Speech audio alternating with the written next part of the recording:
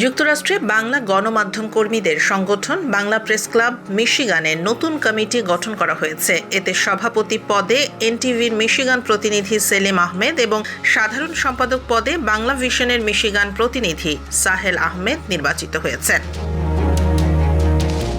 গতকাল রোববার ২৪ মে দুপুরে যুক্তরাষ্ট্রের মিশিগান স্টেটের ওয়ারেন সিটির ১২ মাইলে কণ্ঠ ভোটের মাধ্যমে ১৩ সদস্য বিশিষ্ট কার্যনির্বাহী কমিটি গঠন করা হয়।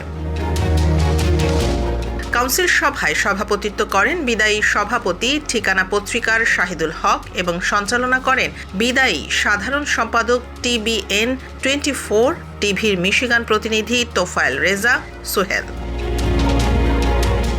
নতুন কমিটিতে সহ সভাপতির দায়িত্ব পেয়েছেন সিনিয়র সাংবাদিক মোস্তফা কামাল ও RTVর কামরুজ্জামান হেলাল।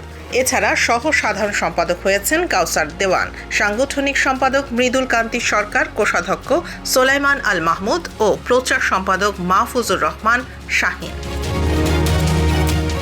কার্যনির্বাহী কমিটির সদস্যরা হলেন ডিবিসি টেলিভিশনের মিশিগান প্রতিনিধি আশিকুর রহমান, গ্লোবাল টেলিভিশনের মিশিগান প্রতিনিধি আসাদুজ্জামান সুহান, দৈনিক খোয়াই সম্পাদক শামীম আহসান, সুপ্রভাত মিশিগানের সম্পাদক চিন্ময় আচার্য ও TBN 24 টেলিভিশনের তোফায়েল রেজা সোহেল।